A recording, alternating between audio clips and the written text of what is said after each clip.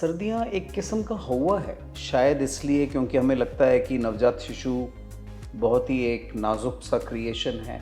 सर्दियों से बचाना ज़रूरी है।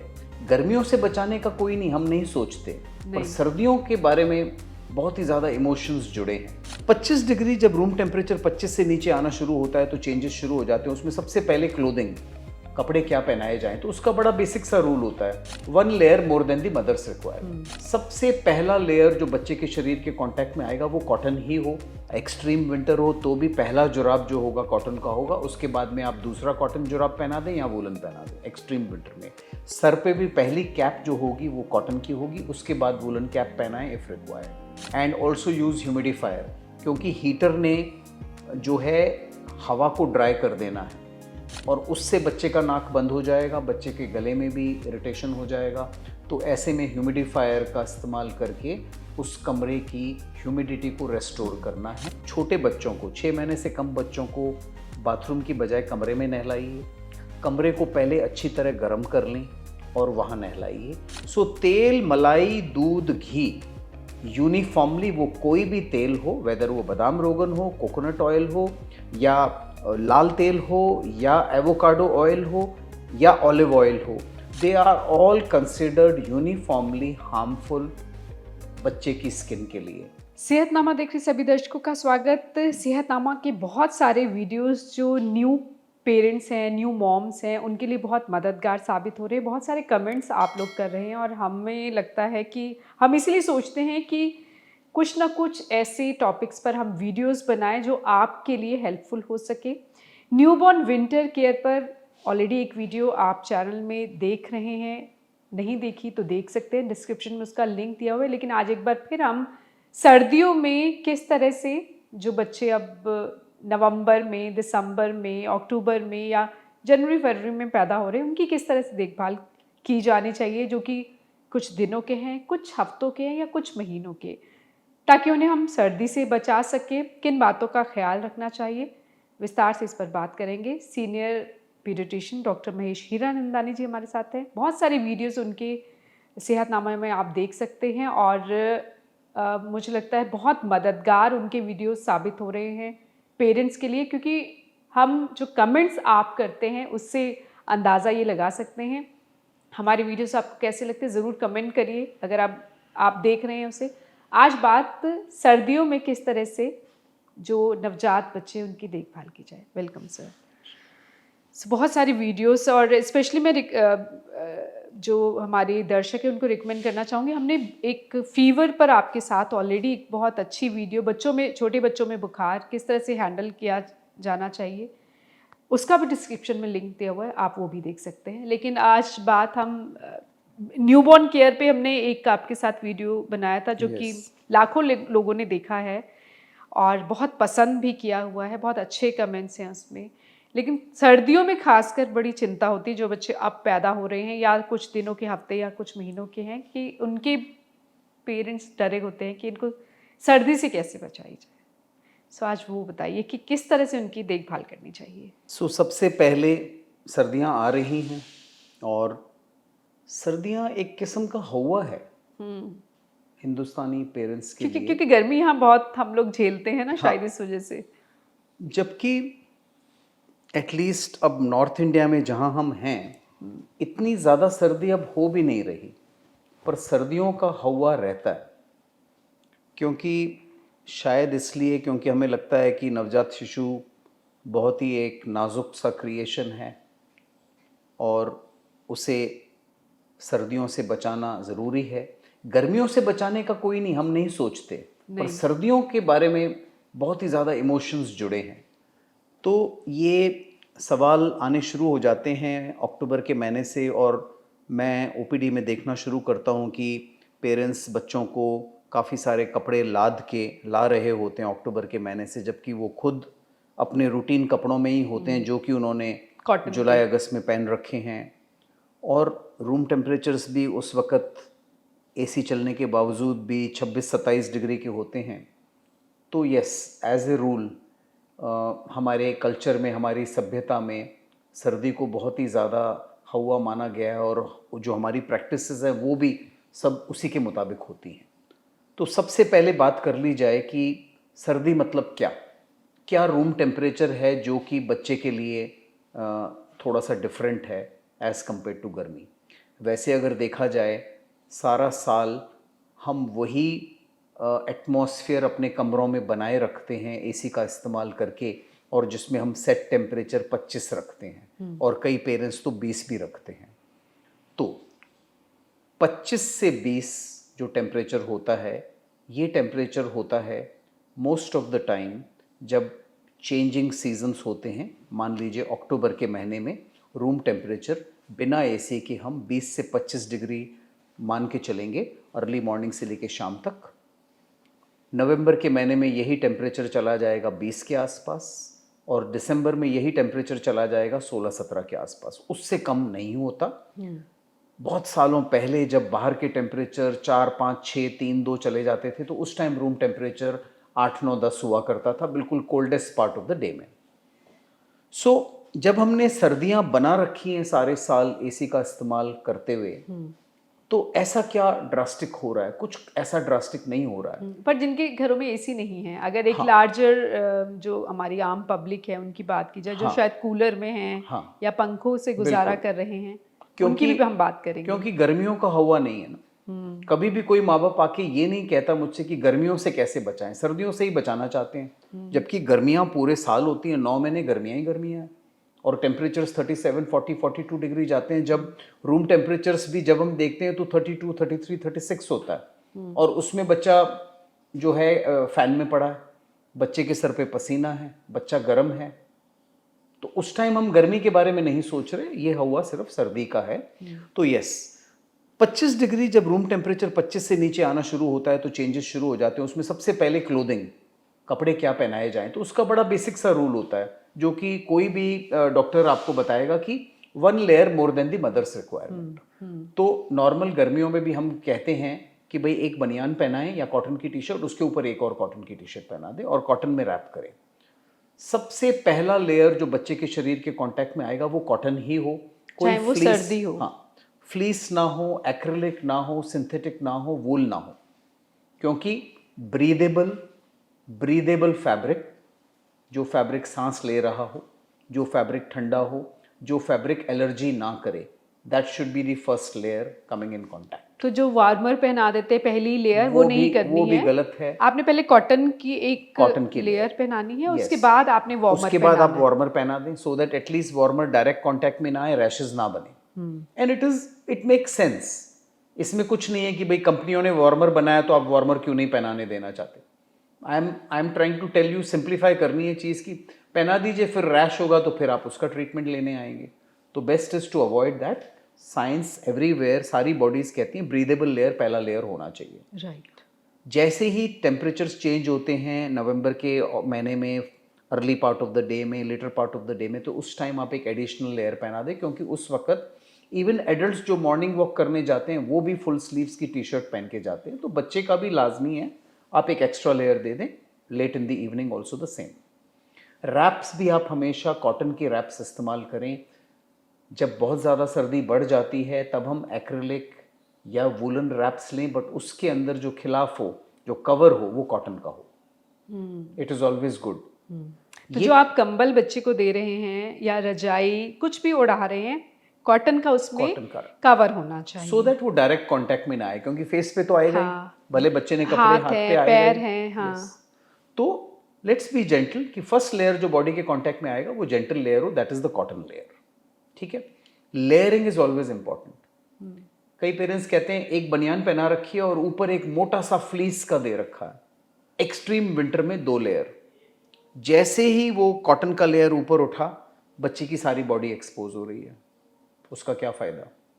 ऐसे केस में इट इज बेटर पहला कॉटन की बनियान, कॉटन की टी शर्ट, फिर तीसरी कॉटन की टी शर्ट, उसके ऊपर आप वूलन पहना दें। बहुत ज़्यादा गर्मी हो जाए कमरे में, ऊपर वाला वूल उतार दीजिए। जब मल्टीपल लेयर शरीर पे होते हैं तो बड़ा आसान है, जैसे ही गर्मी महसूस कर रहे हैं एक लेयर निकाल दें। आपको मेजर लेयर रिमूव करने की जरूरत नहीं, जस्ट रिमूव 1 लेयर या एक एक्स्ट्रा लेयर पहना दिया जाए, it become simple. So layering is important, breathable fabric is important, 1 layer more than the mother is important. Extreme winter किसको कहेंगे? When the room temperature is around 15 degree. 15 degree उसमें पे हम हो। उसमें हम चाहेंगे कि नवजात शिशु ने पजामा पहन रखा हो, इवन इन्फेंट ने पजामा पहन रखा हो, जुराबें पहन रखी हो, कॉटन की टोपी पहन रखी हो, 2 या 3 लेयर कॉटन के हों और 1 लेयर वुलन हो। For extreme winter this is good enough. हाथों में भी दस्ताने पहना न्यूबॉर्न्स के हाथों में दस्ताने पहनाए जा सकते हैं। इन्फेंट्स के लेयर, इन्फेंट मतलब जो बड़े 6 महीने और वो टॉलरेट भी नहीं करते, मिटन्स को टॉलरेट नहीं करते। तो ये है कपड़ों का हमारा एक रेशियो जो कि हमें फॉलो करना है। फिर आ गया एनवायरनमेंट को क्या करें। मैं आती हूँ उस पे एनवायरनमेंट, लेकिन उससे पहले मोजे के साथ कैप भी पहनानी है। अब कुछ लोग कहते हैं मोजे पहनाने कैप नहीं, तो वो नहीं है। सो वो मैं भी बहुत सुनता हूँ कि भाई एक एंड को खुला छोड़ दो कि गर्मी निकले। ये कोई साइंस का कंसेप्ट ही नहीं है कि आप दोनों चीज़ें साथ में नहीं पहना सकते। आप रशिया में हो, अमेरिका हो, एक्सट्रीम विंटर हो तो क्या कैप ना पहनेंगे? अगर सर्दी है जिसमें की ज़रूरत है सर को भी गर्म करने की और पाँव को भी, तो आप दोनों पहनेंगे। आप ये नहीं कहेंगे कि मैं सर को गर्म कर लेता हूँ, पाँव रहने दो क्योंकि पाँव से गर्मी निकलेगी। कहाँ गर्मी? कैसी गर्मी? आप तो सर्दी में हो। तो दोनों एंड्स को आप कवर करेंगे। इनफैक्ट ये भी देखा गया है कि अगर हम बच्चे के सर को, कानों को ना कवर करें, एक्सट्रीम विंटर में बच्चे ठंडे हो जाते हैं and they do face problem, irritable हो जाते हैं, उनका वेट गेन पुअर होता है एंड कई बार you land up with more problems. तो दोनों एंड्स कवर करेंगे। पहला लेयर वंस अगेन कॉटन होगा। एक्सट्रीम विंटर हो तो भी पहला जुराब जो होगा कॉटन का होगा, उसके बाद में आप दूसरा कॉटन जुराब पहना दें या वूलन पहना दें। एक्सट्रीम विंटर में सर पे भी पहली कैप जो होगी वो कॉटन की होगी, उसके बाद वूलन कैप पहनाएं इफ रिक्वायर्ड। पहला लेयर वूल ना हो। ठीक है। अब एनवायरनमेंट, घर रूम का टेम्परेचर कैसा कितना होना चाहिए और रूम के टेम्परेचर को क्या सही तरीका है मेंटेन करने का? सो मैं आपको बता दूं कि once again we overdo it. मैंने हीटर्स और ब्लोअर्स का इस्तेमाल एक्सट्रीमली होते हुए देखा है। इस हद तक कि एक्सट्रीम विंटर में हम इतने ज़्यादा हीटर ब्लोअर चलाते हैं कि माँ बाप टी शर्ट्स में घूम रहे होते हैं और बच्चे को फुल कपड़े पहन रखे हैं और बच्चा जो है गर्म है। जब हम उनके बॉडी टेम्परेचर्स नापते हैं, पेट के ऊपर जब टेम्परेचर्स नापते हैं तो वो 102, 103, 104 पाए जाते हैं, जबकि फोरहेड का टेम्परेचर नॉर्मल होता है। What does that mean? कि हमने बच्चे को 103, 104 डिग्री तक गर्म कर दिया by excessive clothing and excessive warming. तो ये भी बता दूं कि पिछले 3 साल में शायद 5 या 10 दिन होंगे एक्सट्रीम विंटर के जबकि हीटर ब्लोअर की रिक्वायरमेंट थी एक स्टैंडर्ड चंडीगढ़ घर में। माना जिनके घर टॉप फ्लोर्स पे हैं, जिनके घर खुले हैं, उनमें आप हीटर का इस्तेमाल कर सकते हैं, बट मान के चलिए हीटर सारे कमरे की हवा को सुखा देगा, बच्चे को सांस लेने में दिक्कत आएगी कुछ घंटों में। अगर आपने इस्तेमाल करना भी है तो कुछ टाइम के लिए करिए। एंड ऑल्सो यूज़ ह्यूमिडिफायर, क्योंकि हीटर ने जो है हवा को ड्राई कर देना है और उससे बच्चे का नाक बंद हो जाएगा, बच्चे के गले में भी इरिटेशन हो जाएगा।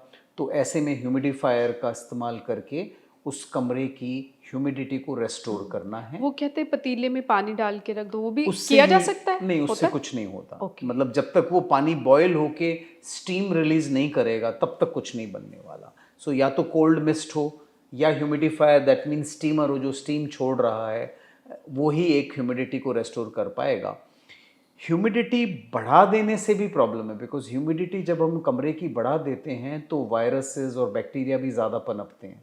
अब तो ये कैसे तय होगा कि कितनी ह्यूमिडिटी हमने कमरे की रखनी है? हम नॉन स्टॉप हीटर भी चलने दो, नॉन स्टॉप स्टीमर भी चलने दो, वो नहीं। तो इन चीज़ों को बाईपास करने के लिए आजकल वो ऑयल फिल्ड रेडिएटर्स आए हैं जिनका कि इस्तेमाल किया जा सकता है। वो ठीक है, सेफ है। वो एक स्लो ग्रेड वार्मिंग होती है और उसमें ड्राइनेस थोड़ी बहुत होती है, उतनी नहीं होती जितनी कि ब्लोअर्स और नॉर्मल हीटर में होती है। तो दे आर कंसिडर्ड बेटर। और जो बाहर जो फॉरेन कंट्रीज़ में हीटिंग होती है वो यही ऑयल फिल्ड रेडिएटर वाली ही होती है, which is considered as healthier. जो एसी के ज़रिए हम हीटिंग करते हैं, once again it is very drying, तो उससे ड्राइनेस होनी ही होनी है, क्योंकि वो तो एक गर्म हवा ब्लो कर रहा है, it is like a blower. तो वो रिकमेंड नहीं इट इज़ नॉट रिकमेंड। मतलब बहुत एक्सट्रीम विंटर आप इस्तेमाल करें बट लगातार घंटों सारी रात चलने दें, वो ठीक कुछ वक्त के लिए आप उसे चला सकते हैं। सो ये हो गया हमारा हीटिंग का। अच्छा, कुछ लोग वो इंफ्रारेड हीटर होता हीटर है, होते हाँ, हैं, जो जिसमें से लाइट्स लाइट आती हैं, निकल रही इंफ्रारेड होती है, हीटर, या हाँ। अंगीठी गाँव में वो। सो इंफ्रारेड हीटर की डिसएडवांटेज ये है कि उसमें इतनी लाइट होती है कि आप सो भी नहीं पाएंगे। तो डे टाइम में जब लाइट जल रही है आप उसको इस्तेमाल कर लें थोड़ी देर के लिए, आ, वो भी उसकी एक ही एडवांटेज है कि वो इंस्टेंटली ऑन होता है, जबकि जो नॉर्मल रॉड वाला हीटर होता है उसको कुछ टाइम लगता है। जी। ब्लोअर भी इंस्टेंटली ऑन होता है। तो ये इंस्टेंट इफेक्ट के लिए ही इस्तेमाल होता है, बट उसकी लाइट बहुत अनोइंग होती है, ड्राइनेस तो वो भी करेगा। अंगीठी, यस, पूरे इंडिया में हमारे गांवों में जो जो लोग नहीं अफोर्ड कर पाते, जहां बिजली नहीं है, वहां अंगीठी का, लकड़ी का इस्तेमाल होता है, पर डेंजरस है। बिकॉज बंद कमरे में अगर अंगीठी का इस्तेमाल हो तो कार्बन मोनोऑक्साइड पॉइजनिंग का रिस्क रहता है, और फायर हैजर्ड तो है ही वो। तो माना इट्स अनफॉर्चुनेट, बट आप झारखंड चले जाएं, बिहार चले जाएं, उत्तर प्रदेश चले जाएं, जहां विलेजेस में एक्सट्रीम ठंड पड़ती है, उनके पास कोई और साधन नहीं है इन सब चीज़ों का। मे बी क्योंकि अब गैस पहुंच चुकी है हर छोटे छोटे गांव में, तो गैस द्वारा जो सीएनजी वाले जो हीटर होते हैं उनका इस्तेमाल किया जा सकता है।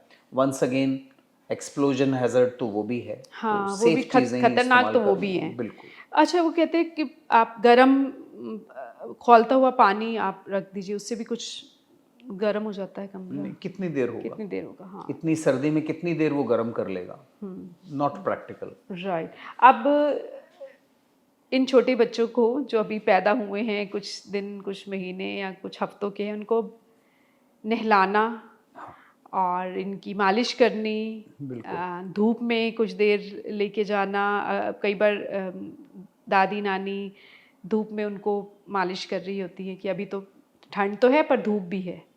तो सबसे पहली चीज़ नहलाना। नहलाना भी सर्दियों में कई बार मैंने देखा है कि बेस्ट ऑफ दी सिटीज़ के जो पेरेंट्स होते हैं वो भी अल्टरनेट डे नहलाना चाहते हैं। तो मेरा उनके लिए एक ही सलाह है कि सर्दियों में भी आप सेफली बच्चे को रोज़ नहला सकते हैं। जो प्रिकॉशंस आपने लेने हैं वो है कि आप छोटे बच्चों को, 6 महीने से कम बच्चों को बाथरूम की बजाय कमरे में नहलाइए। कमरे को पहले अच्छी तरह गर्म कर लें और वहाँ नहलाइए, और जो बेदिंग टाइम है उसको मिनिमम रखें, जिससे जल्दी से जल्दी हम बच्चे को नहलाएं, एक्सपोजर ना हो।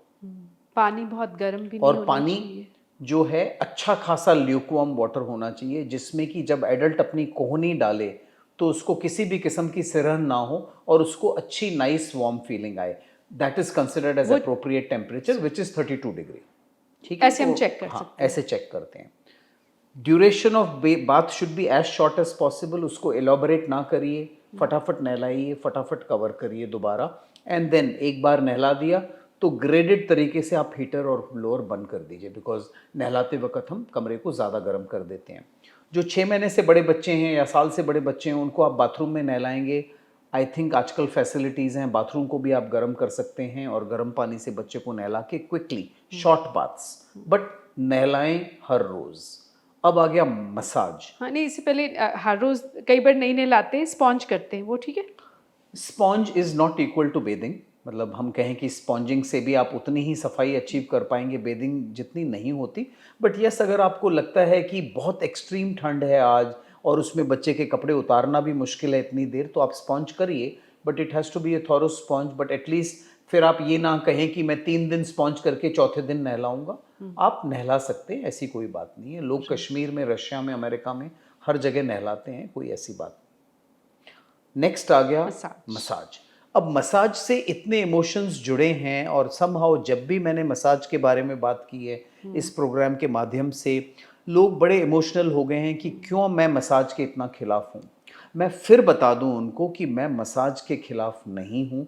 मैं मसाज जिस तरीके से की जाती है उसके खिलाफ हूँ। जो चीज़ें बच्चे के, नाजुक बच्चे के शरीर पे इस्तेमाल होती हैं उसके खिलाफ हूँ, और ये मेरे अपने दिमाग की उपज नहीं है, ये साइंस का मैंडेट है।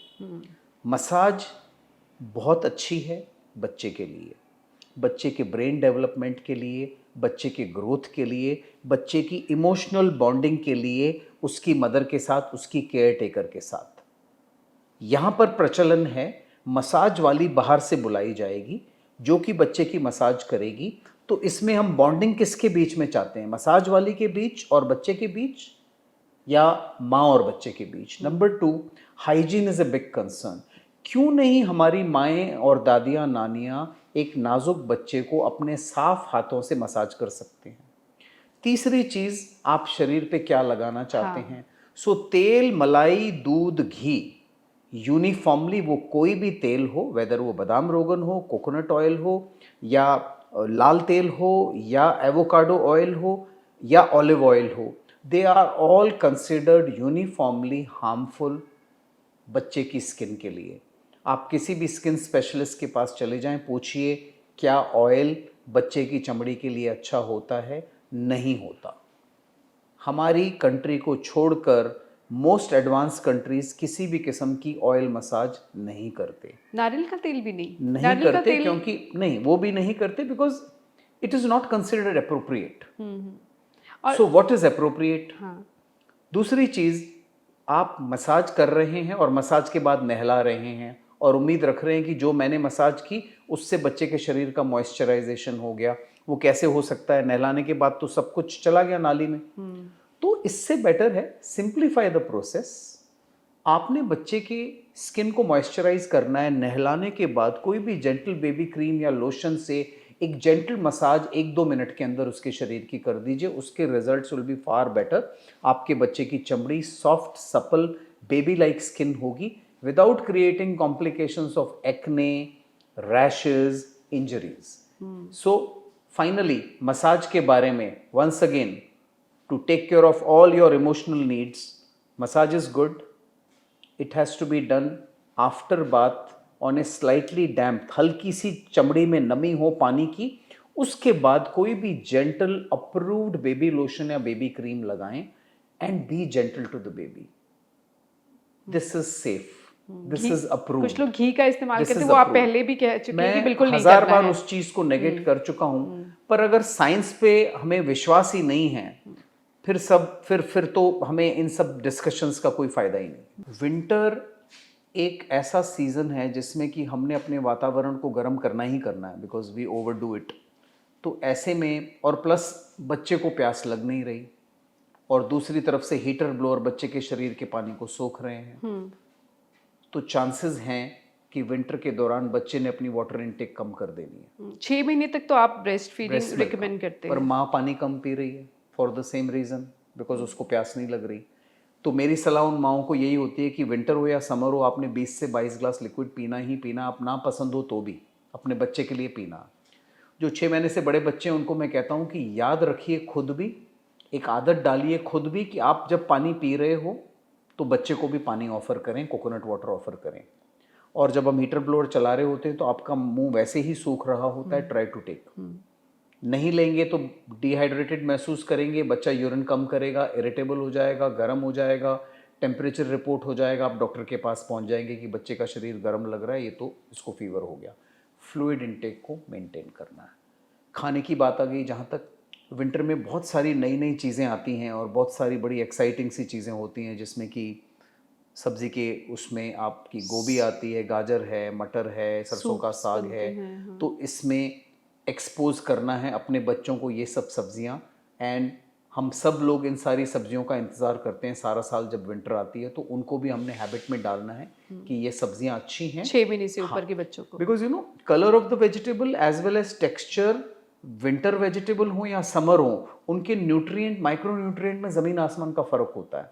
और जब हमने ये देने ही हैं तो सारे साल में हम सारा साल क्यों हम एक ही सब्ज़ी खाते रहें? जब सीजनल सब्ज़ी आई है तो क्यों ना खिलाई जाए। इसी तरीके से फ्रूट आते हैं, विंटर में ऑरेंज आ रहा है तो ऑरेंज खिलाने दीजिए, चीकू आ रहे हैं वो दे दीजिए बच्चे को, banana is available all through the year, दे दीजिए। एप्पल जिस सीज़न में आता है एप्पल दीजिए, कोल्ड स्टोर का एप्पल क्यों देना हमने? तो सीजनल फ्रूट्स देने हैं, सीजनल सब्जियां देनी है, वैरायटी देनी है। विंटर में मीठे का चलन है काफ़ी। हाँ। घर में बहुत सारी चीज़ें, हलवा, गाजर का हलवा, खीर वगैरह बनता है। यस, 2 साल से ऊपर बच्चे हैं, थोड़ा बहुत इंडल्ज करिए, शुगर की मात्रा कम रखिए। मान के चलिए विंटर में वेट गेन होगा ही होगा, माँ का भी और बच्चे का। कई बार हमने ये भी देखा है बच्चा सारा साल वज़न नहीं गेन कर रहा होता, बट विंटर में बहुत बढ़िया वज़न गेन होता। इसके बाद ये हो गया फ्लूइड इनटेक, न्यूट्रिशन। अब इसके बाद आ गया कौन सी बीमारियां विंटर में ज़्यादा होती हैं। मान के चलिए जब हम कमरे को बंद करेंगे तो वायरसेस बैक्टीरिया जो हमारे शरीर में हर चीज़ पनप रही है, हर चीज़ ग्रो हो रही है, इसीलिए विंटर में वायरल इन्फेक्शन ज़्यादा होते हैं। इट इज़ नॉट बिकॉज कि वातावरण ठंडा हो गया है, इट इज़ बिकॉज वातावरण को बंद कर दिया हमने अपने अच्छा, कमरे में। वो कहते सर्दी के कारण बुखार हो गया नो, है। ऐसा नहीं है। रशिया अमेरिका में भी इंसिडेंस उतना ही है जितना इंडिया में है या पुणे में है, कहीं पर भी। इट इज़ बिकॉज हमने अपने सारे कमरे बंद कर दिए हैं। तो मेरी एडवाइस पेरेंट्स को ये होती है कि कमरा, इनफैक्ट घर के दरवाज़ों को दोनों एंड को खोल दीजिए दिन में 3-4 बार, 4-5 मिनट के लिए, सो दैट पुरानी हवा निकल जाए, नई हवा आ जाए, सारे वायरस बैक्टीरिया बाहर हो गए।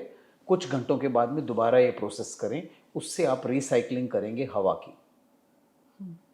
तीसरी चीज़, अगर घर के किसी भी मेंबर को जुकाम, खांसी, कोई भी वायरल इन्फेक्शन है, मेरी एडवाइस यही होती है कि वो मास्क पहन लें और बच्चे से 6 फुट की दूरी बनाए रखें। अगर माँ को है तो माँ मास्क पहनेगी, फ्रीक्वेंट हैंड वॉशिंग करेगी, बट बच्चे को हैंडल करती रहेगी। एंड वंस अगेन हमने वेंटिलेशन को बरकरार रखना। तो ये तो हो गया हमारी प्रिवेंटिव टैक्टिक्स कि हमने इन्फेक्शंस को कैसे बचाए रखना है। इसके बाद आ जाता है वैक्सीनेशंस। क्योंकि फ्लू जो इन्फेक्शन है वो विंटर में ही आता है, 5 साल से कम बच्चों में एवरी ईयर फ्लू वैक्सीन दिया जाना चाहिए। हर साल फ्लू वैक्सीन की स्ट्रेन चेंज होती है। पिछले साल वाला वैक्सीन आपको इस साल नहीं बचाएगा, तो आपने अपने डॉक्टर की सलाह के मुताबिक हर साल अपने बच्चे को फ्लू वैक्सीन देना है before the beginning of the flu season. एक नया वैक्सीन जो आया है जो स्पेशली इम्पॉर्टेंट है 1 साल से कम बच्चों में, वो है respiratory syncytial virus, RSV virus. वो अभी बहुत ही न्यूज़ में है क्योंकि RSV, respiratory syncytial virus, is the commonest cause of severe cough and severe respiratory infection 1 साल से और 2 साल से कम बच्चों में। और मोस्ट जो हॉस्पिटलाइजेशन होते हैं वो इस वायरस की वजह से होते हैं। इसमें 2 साल से कम बच्चे, premature babies, low birth weight babies, babies जिनको हार्ट डिजीज़ है, बेबीज़ जिनको लंग डिजीज़ रही थी, ये अफेक्टेड होते हैं। तो ये रेस्पिरेटरी सिंसिटियल वायरस के अगेंस्ट जो वैक्सीन आया है वो वैक्सीन नहीं है, वो रेडीमेड एंटीबॉडी है। आरएसवी वायरस के अगेंस्ट एंटीबॉडी है जो इंजेक्शन के फॉर्म सब में दी जगह जाती अवेलेबल है, है। सब जगह अवेलेबल है। और बाहर की कंट्रीज में एज ए रूटीन दिया जा रहा है 2 साल से नीचे बच्चों को। इंडिया में हमने अभी तक ये अडॉप्ट कर रखा है कि जो जो बच्चे हाई रिस्क हैं, जिसमें कि premature babies, heart disease, lung disease वाले, उनको दिया जाना चाहिए। इसकी cost is a big barrier. इसकी कॉस्ट है 40,000 रुपये। पर अगर मैं इकोनॉमिक्स की बात करूं, अगर एक अर्बन चाइल्ड जो प्रीमेच्योर बेबी था, लाखों रुपए खर्च करने के बाद जिसको बचाया गया, और उसको हम अस्पताल में डिस्चार्ज होने से पहले ये 40,000 का वैक्सीन ना दें, और वही बच्चा 2 महीने की उम्र पे आरएसवी डिजीज़ के साथ वापस अस्पताल में आया और एडमिट हुआ और वेंटिलेटर पे गया, तो कई लाखों रुपए का खर्चा हो जाना, जान को खतरा अलग। तो इस किस्म के बच्चों को बचाना बहुत ज़रूरी है, दिया जाना चाहिए। हम सारे पेरेंट्स को ये बताते हैं, और उससे ज़्यादा हम चाहते हैं कि सारी इंश्योरेंस कंपनीज अब तक न्यू बॉर्न के ट्रीटमेंट को कवर नहीं करती थी प्रीमेच्योर बेबी के, which is a major flaw in the system. अगर किसी पेरेंट ने अपनी फैमिली का एक ग्रुप इंश्योरेंस लिया है तो उसमें मदर की प्रेगनेंसी और प्रेगनेंसी के दौरान कॉम्प्लिकेशंस को कवर किया जाना ज़रूरी है। आप वैक्सीन ना कवर करें बच्चे के, बट ये जो चीज़ है newborn care inside the NICU, और ये जो वैक्सीन है जो कि हम स्पेशली देते हैं, this should be covered by insurance company so that most children of this category get the benefit. End of course अगर ये वैक्सीन हर बच्चे को दिया जाने लगेगा इन नियर फ्यूचर, हर 2 साल से छोटे बच्चे को, जैसे कि वेस्टर्न वर्ल्ड कर रहा है, हम भी इसको अपना लेंगे एटलीस्ट अर्बन एरिया में, तो गवर्नमेंट को कुछ करना है। India is a vaccine manufacturing hub. India can, आप इस वैक्सीन को इंडिया में ज़रूर बना सकते हैं सो दैट हमारे लिए ये वैक्सीन सस्ती कॉस्ट पर अवेलेबल हो, हमारे बच्चों का फ़ायदा हो। राइट। तो ये हो गया अबाउट दी वैक्सीनेशन पार्ट। अक्सर बच्चों को सर्दी जुकाम हो ही जाता है। Yes. और कहते हैं बच्चे को पहली सर्दी से बचाएं। वो शायद इसीलिए कहते हैं कि बिकॉज रनिंग नोज भी हो सकती है, बुखार भी हो सकता हाँ। है, और भाई हो इसके जाती है। अलावा कॉम्प्लिकेशन रेट्स हाँ। हाई होते हैं क्योंकि उनका एयर पैसेज बड़ा नैरो होता है, सिकुड़ा हुआ है। तो ऐसे में थोड़ी सी डिजीज का इफेक्ट बहुत ज़्यादा होता है। मतलब एक बच्चे को, 1 साल से कम बच्चे को नज़ला वायरल फीवर होना वर्सेस 4 साल के बच्चे को नज़ला होना, ज़मीन आसमान का फ़र्क है। उसकी सिवियरिटी, उसके कॉम्प्लिकेशन रेट, उसके एडमिशन रेट इन हॉस्पिटल का। तो इसलिए वो पहली विंटर का सवाल आता है। तो उसमें ये प्रिवेंटिव स्ट्रैटेजीज जो मैंने बताई वो काम आएंगी।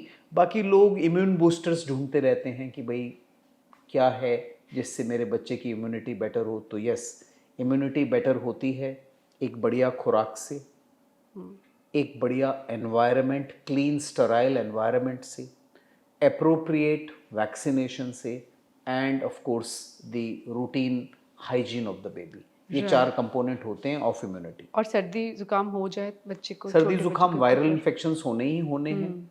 ठीक है, आप फ्लू का इंजेक्शन देते हैं तो भी कुछ वायरसेस तो तब भी अटैक करेंगे, but then in viral infections का होना इटसेल्फ इज इम्यूनिटी बिल्डिंग। अगर इंसान को इन्फेक्शन ना हो तो इम्यूनिटी कभी आएगी भी नहीं। और आप देखेंगे कि पहले 2 साल बच्चे को इन्फेक्शन होते हैं, फिर तीसरे साल कम हो जाते हैं, चौथे साल और कम हो जाते हैं। वो क्यों होता है? बिकॉज इम्यूनिटी ऑफ डेवलप हो इम्यूनिटी। जाती है। राइट। तो और किस तरह से सर्दी जुकाम हो भी जाए देखभाल कैसे करनी है, उस पर भी वीडियोस हमने सर के साथ बनाए। डिस्क्रिप्शन में उसका लिंक दिया, आप उसे देख सकते हैं। And thank you so much for this information.